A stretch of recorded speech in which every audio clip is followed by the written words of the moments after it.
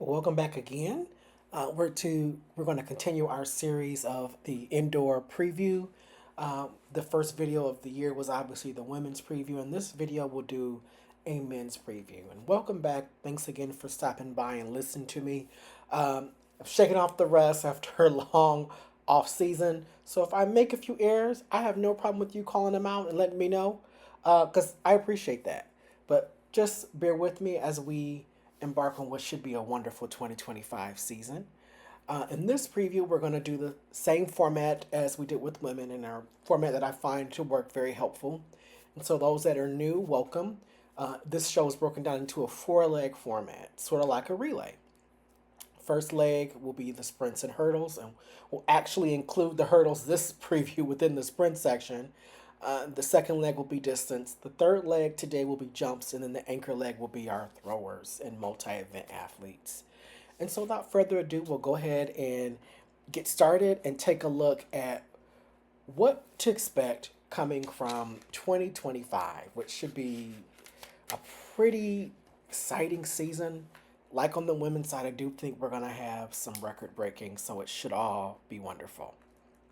Now, starting with the sprints, we have some big names returning.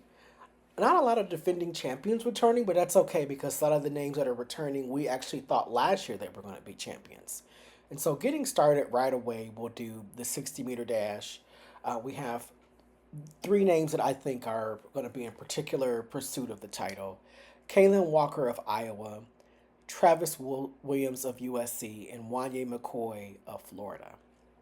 Starting with Kaylin Walker of Iowa, uh, probably one of the best sprinters that the Big Ten has ever produced in the shortest sprint, the 60-meter dash. There have been equally quality 100-meter runners, but I think just as a 60 runner, he has a small stature, nice solid physique, great start, and I think that's going to continue. Iowa, to me, really has sort of been perhaps probably the crown jewel of sprinting within the Big Ten. For a while, it was Ohio State. I think you have to give a lot of credit to the development that's taking place within Iowa. They have that amazing indoor facility, which I think adds to it, but they have great coaching as well. And I think Kaylin Walker is a product of great coaching. And then you have Travis Williams of USC. USC has had a string of great 60-meter sprinters, great 100-meter sprinters, uh, great coaching. Quincy Watts has always seemed to acquire a great staff when it comes to coaching 100 because it's clear that he's going to coach 400 runners. He is an Olympic champion. His staff is just excellent. I can't, say anything more than just they're fabulous because it seems that every year, more so on the men's side than we've seen at any other time, they always have a 60-meter threat.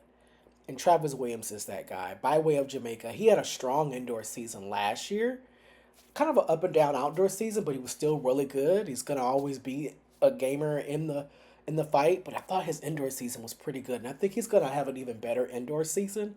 This is kind of to me a wide open field amongst those three names, but there is the potential that another big name can just burst on the scene, and we'll talk about someone I think later. We'll talk about hurdles. If I'm giving any clue to who you think I'm thinking of. And then Florida seems to just always produce a great sprinter. Coach Mike Holloway, he always has it. Wanye McCoy of Florida, to me, is the best shot of possibly seeing a double, a 6,200 double. And yes, he's a tall sprinter by way of the Bahamas, but it does not matter. He has great closing speed. And I think that he struggled a little bit with conditioning. I think he had to adjust to life from Clemson to Florida because he was a really successful transfer for Florida, and I think he's going to be even better. He had a full year under his belt under Coach Holloway, a strong postseason. I think he's going to have a great season because they have a lot of really good sprinters that transferred to Florida that they're developing. The coaching staff is solid. He's probably got more competition around him this year than he had last year. So the desire to compete and be at a higher level will be on the forefront of his mind more so this season. And I think he's a serious threat. Where I think he's even stronger is in the 200. I think that he is to me the favorite. I'm aware that Tarsus Orgo of Alabama is also in the field, but I think Wanya McCoy is the favorite. I think Oregot or Orgo, excuse me if I mispronounce your name, of Alabama. I think he is the strongest challenger. To me, he seems to have he's better at a championship meet, but he's almost always just missing the win. And I think McCoy is ready to win. He had, unfortunately, at both the indoor and the outdoor meet, some faulty moments in the 200 that I thought were condition based, and I don't think he'll have that problem this go around.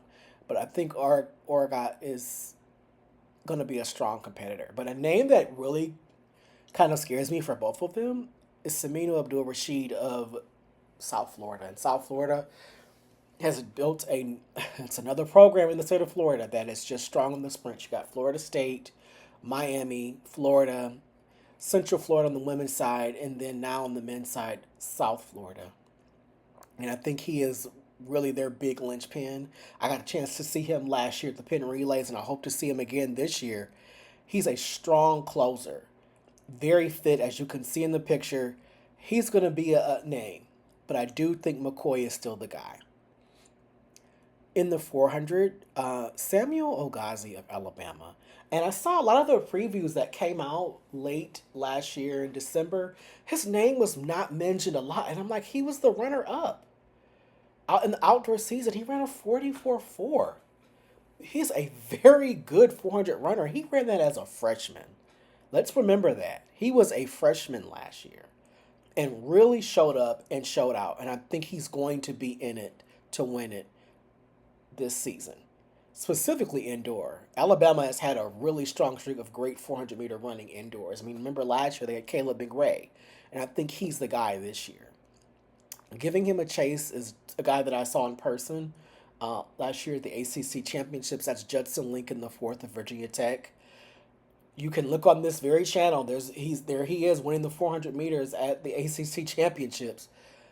He has great speed, but it's his closing ability from that really strong endurance training that clearly is going on there at Virginia Tech that shines through. He can just pull away in the last 70 meters in a way that the others that are competing against him cannot.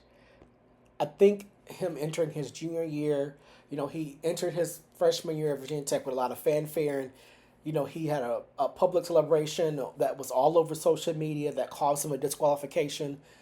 Last year, he seemed to have matured and calmed down because he just seemed to show up regularly every race he was in.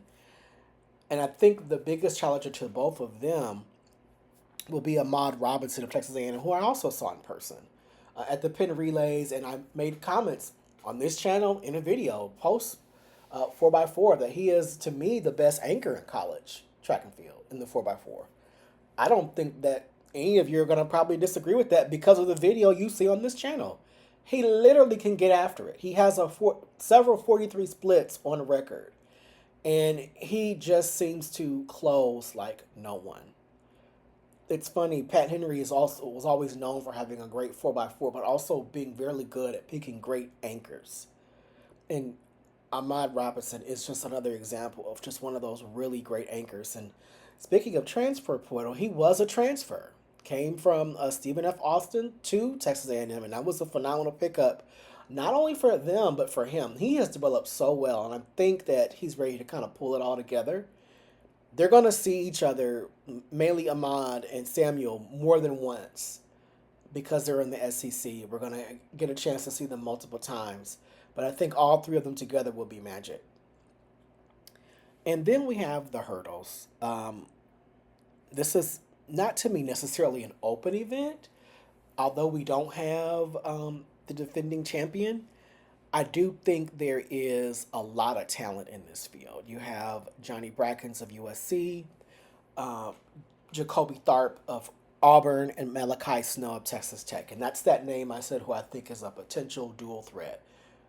But we'll focus on Johnny Brackens first because he's also a dual threat because not only is he going to be mentioned here in the hurdles, but we're going to mention him in the long jump.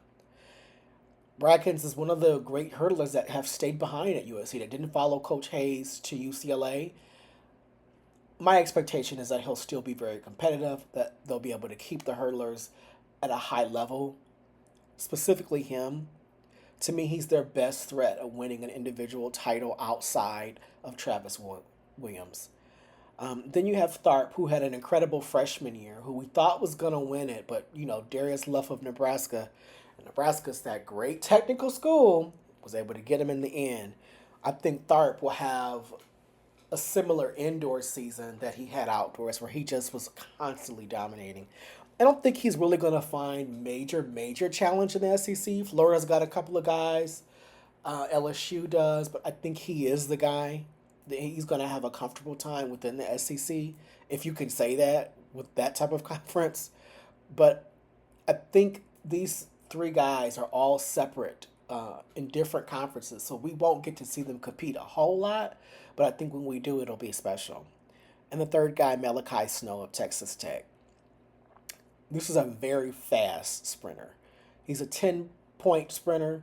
Probably can run a 6.5 in the 60-meter dash, which means to me, now that he's transferred from uh, San Jose State to Texas Tech, another great pickup for them, that he's probably going to be expected to do what they've done with their hurdlers in the past, do both. And, they had Caleb Dean last year. I think he's going to be the guy. Texas Tech is really good with technique development, and I think they'll continue that with him. I am really curious to see what he does in the hurdles. I think Tharp and Brackens are probably more technical than he is, but he clearly has far more speed than they do. And if that technique can get to where that speed is at, I think he's the only athlete I see in this field that can challenge Grant Holloway's record. I think he's that talented. He's a 10-point runner. That was where Holloway was at his best, his junior year, and he was there last year. I think he's going to be a 9.9 runner. I really do. And if that's the case, if he is going to match it, Malachi Snow is probably going to be the big name for American hurdling. I know I'm putting a lot on him, but you cannot ignore a hurdler who has 10-point speed right now already. And he's transferred to Texas Tech. He's probably going to be running 9.9. And a 9.9 hurdler, the only one right now that we know of is Grant Holloway. So, it's not far off to put those expectations on him because of the talent that he has. Now, moving on to our second leg, we'll look at distance events. And we do have a defending champion returning here, but he's going to be in a new place. And we'll start at the 800 with Rivaldo Marshall. Last year, he was at Iowa. As you can see in the picture, he is now a transfer to Arkansas, who also had an incredible offseason with the transfer portal. He did not have the outdoor season to match his indoor season, which is one of the things I think led to his decision to transfer. Arkansas has really been good with 400, 800 runners under Coach Johnson. And they've done really well with having great 4.8 runners on the women's side. Their men's 800-meter runners have been more middle distance focused, where they're 815. I think Marshall can be a 4.8 runner. I really do think he can. And that's the perfect program to do that. I'm expecting for him to really step up, and we might see possibly a 145 indoors. I know that's saying a lot, but Marshall has a lot of talent and a lot of speed that I think wasn't fully tapped, but I think will be tapped at Arkansas. Next big name is the strongest challenger to Marshall, and that's Sam Whitmarsh of Texas A&M. Is he not a great, talented 800-meter runner? Every time I'm talking about the 800 on this channel, specifically for the past year and a half, I really have not gone a time not mentioning his name. Sam Whitmarsh is a pretty strong 800-meter runner, tall, really talented, great finish. I think he'll be in it come postseason. We'll see. They're going to have regular competitions. One's at Texas A&M, one's at Arkansas. They're going to see each other at least twice. Then out in the ACC is a man I also saw in person, which is Nicholas Plant of Virginia Tech. Ironically, in one of my videos, I don't know if you can hear his dad rooting, but he sat by me when I was sitting at the very end of the bleachers at Georgia Tech's outdoor track, which is kind of funny design because when you're sitting in the bleachers, you are literally directly in the sun. But back to Nicholas Plant. He has a great close. I don't think he had the championship performance that he wanted to have last outdoor season, but he still is an All-American, and he's still one of the best returnees. And I think all that knowledge that he's gained he's going to translate it into another great indoor season. And Virginia Tech is known for their 800 runners. They are a very good program developing 800 runners, specifically on the women's side, but on the men's side too. A shout out to the state of Virginia because both Virginia and Virginia Tech, great middle distance and distance programs. Moving on to the mile, we'll look at three really good names. First, we'll talk about Adam Spencer from the Wisconsin. Uh, Big Ten guy. Wisconsin is a distance powerhouse that's insanely old. They're always producing national champions.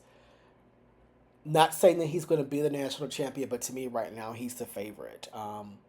We had some graduations happen, but I think that he's a big name that we cannot ignore. I think he's ready for a good season. Um, and we can't ignore Washington, although I'm going to shock you. I don't have a Washington guy here listed. And so that may change. That may change. Then we have Elliott Cook of Oregon. Oregon is always going to produce a great distance runner. It's Oregon. You are aware, Steve Prefontaine, Nike, the whole history. Elliott Cook is their mile guy. He had a pretty strong cross country season. He was not very prevalent last indoor season. My expectation is that he will be this indoor season. Then you have Colin Solomon of Northern Arizona, one of those who stayed behind at Northern Arizona. Even though there were some changes with the coaching staff, I still think he is a solid miler. Coming out of high school, he was fantastic. You know, I'm a regular reader of prepcaltrack.com, the really big California high school prep scene. He was such a talented runner, and I think that he's fully translating that over into the college level. And I think this is probably his best year to put himself in a position to win it. Granted, there's Adam Spencer, there's Elliott Cook, but he's the younger guy. I really do think that he's going to shock the world a bit. I think it's really his turn, but we'll see. Then the 3,000, we have the runner-up in Kai Robinson from last year in Stanford. Kai Robinson has been mentioned on this channel every year that he's been at Stanford. I talk about him in every preview. I talk about him in every review. Literally, I have never done a video of those two types where his name is not mentioned. Kai Robinson has national titles to his name. He's had runner-up to his name. He's the big name, and not just the 3K, but also the 5K, because we never really know which one he's going to do. He's a great 10K outdoors. I think one of the greatest distance runners to come out of Stanford. I still think Grant Fisher is probably the best ever. But Kai Robinson, just outstanding talent. And I think that he wants to get back in the winner's circle. He has some serious competition. Obviously, Parker Wolf of North Carolina, who I saw in person and who you heard me talk about. I was at the ACC Championships, and the speed at which he can run a distance event, whether it's the last 2 or 3 laps, it almost as if he's like repeating solid 400. Like, oh, I'm running a 48. Oh, I'm running a 48. I'm like, how is he running this fast after having ran 3,000 meters before these last few laps?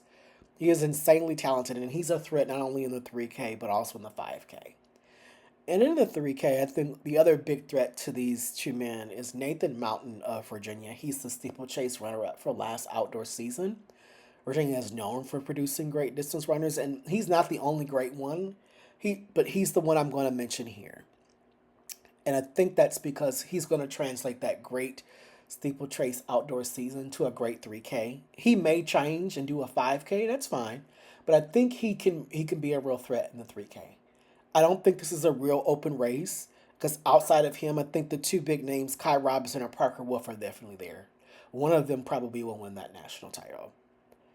And I feel the same way in the 5K, except Hampton Samuel of New Mexico, the runner-up at the cross-country meet. He's the top returning long-distance guy from the cross-country season.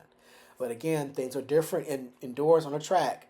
But he, from New Mexico, that great team environment, great coaching, you never know what he's going to do, but he's always going to be in it. He proved that last year. He's proven that the past few years, that he's going to find a way to always be in it. The cross-country season, he looked great. He really did. Grant Blanks obviously was going to win it, but he I thought he was going to win it. I really did. When they were doing the previews with Track and Field News and with Flow Track, I thought, why aren't they talking enough about Hampton Samuel? I think he's the guy. And I do think he potentially will be the biggest threat to both Robinson and Wolf in the 5K if that's what he chooses to do. And now moving to leg three, we'll look at our jumps and got some pretty big names, some pretty exciting performances that I think are going to happen. The high jump, we've had, Vernon Turner of Oklahoma move on, but he's always been mentioned here. And Beckford of Arkansas has moved on. He had an incredible final season with Arkansas. This is an open event, but there's some big names that are returning that I think that are threats. But I'm actually missing saying the name Vernon Turner because I've said his name so many times. I mean, for the past 3 years, he was a threat. And now we have, a young Tyus Wilson of Nebraska who, when I did my preview last indoor season going into the championship, his name was mentioned because he had that great performance at the Big Ten championships. And I think I think he's ready to kind of put it together. And I've said this so many times on this channel. Nebraska is the best school for teaching the basics and the fundamentals of an event. They teach you the basics. They're very good with technique. Very good. And when you watch them high jump, when you watch their long jumpers jump, when you watch their throwers throw, when you watch their hurdlers hurdle, the technique is there. And it's up to them to use their ability to match the technique that they have been given to shine through. And I think Tyus Wilson got enough coaching, had enough finishing second last year at major championships that I think he's ready to kind of step forward. But he's got some good challenge in Devin Loudermilk of Kansas, because I actually thought at one time in the outdoor season, like I thought with Tyus Wilson in the indoor season, that Devin Loudermilk was going to win it. That did not happen. Another big name to keep an eye on is a Harvard man, Tito Elefe. I think that's how you pronounce his name. If it's Alof, I apologize.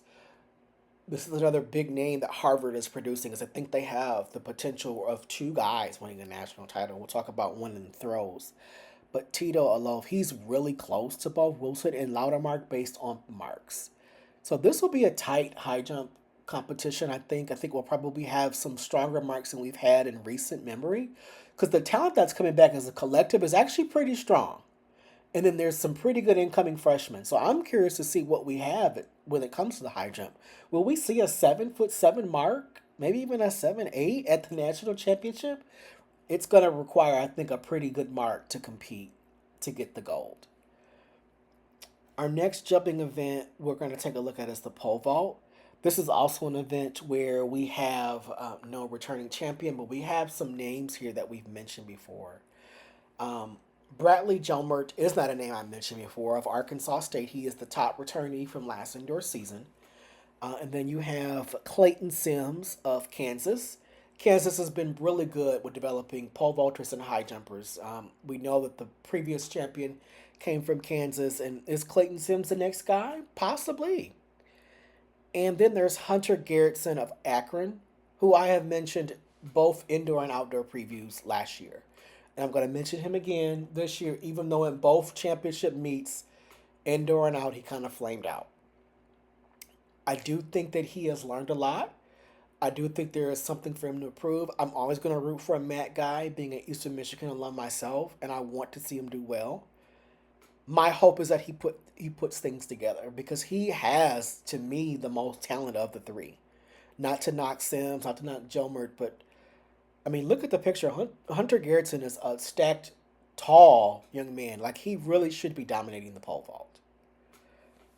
Moving on to the long jump. We do have a defending outdoor champion that's looking to win his first indoor title, and that's J.C. Stevenson of USC. Him and Johnny Brackens are hoping to create a 1-2 punch in the long jump, and that should tell you how strong this USC team might be. They might be good. We're going to talk more about the team title competition later in the month of January. Not right now. We need to see how these teams are looking. What's the health of some of those athletes? And then another big name is Malcolm Clemens of Florida. He's been the guy from Florida jumps for the past 2 years. We're kind of waiting for him to get a national title. It's like, look, that's been a thing at Florida. They've been winning national titles for the long jump. They had Marquise Dindy, Keandre Bates, Omar Craddock, William Craig, Christian Taylor. Like, Malcolm, it is your turn. Win one. You need to have one. And Florida, a team always in the team title hunt, needs you to have one. But it's going to be a really good competition because these are all high 26 jumpers. And I've been kind of waiting for that 27-foot jump indoors from an American. Like, come on. What happened to the great American jumpers? Jamaica's been kicking your butts. And, shout out to Jamaica, really good with the jumps, not just the triple jump or the long jump, the high jump too. Because Romaine Beckford really is going to represent Jamaica very well in the future. And Wayne Pinnock is now gone. So the event is kind of wide open. So, Malcolm, this is your turn, but you better keep your eye on J.C. Stevenson because he's already beaten you. He's already got a title before you. So, remains to be seen who win the long jump, but I do think J.C. is the strongest because he's already got a piece of hardware in that trophy case. In the triple jump is another wide open race. Brandon Green of Oklahoma at one point I thought was going to win the national title. I think he is the favorite this indoor season, and that's not to take anything away from the other two gentlemen I'm going to name, but Brandon Green to me is the favorite. We have Luke Brown of Kentucky, who was the SEC Freshman of the Year. He was a phenomenal triple jumper as a freshman. He didn't seem to be afraid of anything and put up big marks. I do think outdoors probably ran out a little gas at moments, but I think he's going to have a really solid sophomore season. Kelsey Daniel of Texas is another big name. I'm going to include Clemens because he kind of does do the both, but I think he's a better long jumper than triple jumper. Kelsey Daniel really is coming into his own for Texas, and I do think, being under the coaching at Texas, you had Achilles Smith last year. It wouldn't shock me if Kelsey Daniel is that type of jumper for the Texas men that Akia Smith was for the Texas women. All right, and that is our third leg. We're going to move into our anchor leg and close things out with our throws and the multi events. In the shot put, we have the defending champion Tariq Robinson O'Hagan of Ole Miss. We know the coaching there, Connie Smith. She's going to make sure she has a great thrower, and he's the guy. He's defending champion. He was consistent indoor and out, and I don't think that's going to change. I think Dylan Taggart of South Carolina, a Michigan boy from Coldwater High School, and Jason Swarns of Wisconsin. Those are the two big names that are going to give him a challenge, but it's all Robinson here, I think. And then in the weight throw is another defending champion who won indoor and outdoor. Now, although outdoor is not the weight throw, it's the hammer. Kenneth Ikiji of Harvard, another Harvard man who I think he's the odds-on favorite because I really think he's going to win it too. I think those two throwers, defending champions, they've already been there, and they were so great last year. Outside of injury, I don't really see anyone dethroning them. Trey Knight of Cal State Northridge has been a challenger to Ikiji, and then Tariq may actually be a challenge to Ikiji because he's already got a title to his own credit in the shot put, trying to get one in the weight throwing. That's been an event that Ole Miss on the women's side has really been strong at, and he's finally the guy for them on the men's side in that event. And then to our final event, the heptathlon. In the indoor season, the men do heptathlon, the women do pentathlon. So I may have misspoke yesterday. Forgive me. But in the men's heptathlon, which will be split into 2 days, the women's pentathlon will be one. You have a few big names. You have Till Steinford of Nebraska. And again, Nebraska, great with technique, great with development. He was really close last year, and he's a name I'm going to keep an eye on. Then you have Grant Levesque of Houston. He transferred from Rice to Houston last year, some up and down, but he really had more up. And I'm hoping to see him in person at the Texas Relays this year. I'm curious to see what he does now that he's had a full year of Houston under his belt. Then you have Peyton Bear of Mississippi State, probably the fastest and most athletic guy within the multi-event space, especially now that Leo has moved on to the professional ranks and has an Olympic medal. Peyton Bear, if things can come all the way together, if he can sharpen the technique in more of the field events, I think he is the guy. He is the most athletic of all the competitors in the heptathlon. And I'm looking forward to seeing how that translates this outdoor season because I think he might really run away with it. But you see in that picture that Till Steinford, That's a bit of a hulk of a man, so we'll see. And that is our preview for the men. I am looking forward to seeing what happens. We have some of our first big meets this weekend, so keep your eyes to your phones.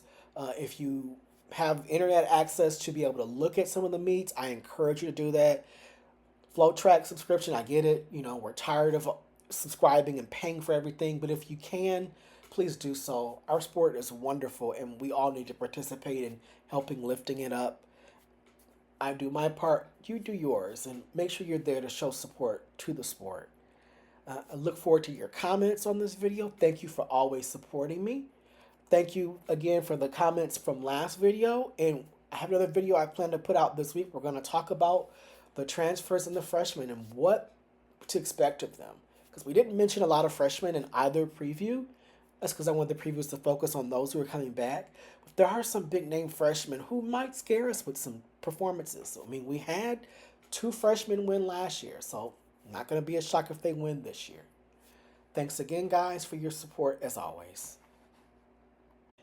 This is just to make a correction. I want to apologize. I misspoke. Luke Brown was not a freshman last year for Kentucky in the triple jump. He was a junior and he's entering his senior season, but he was an SEC Freshman of the Year. I apologize, wrote my notes wrong, but he has been a consistent top tier competitor in the triple jump. And going into his senior year, he probably wants to close out on top. Still think it's going to be a tough time for him. Brandon Green, to me, is still the #1 guy. But I wanted to make sure I made that correction.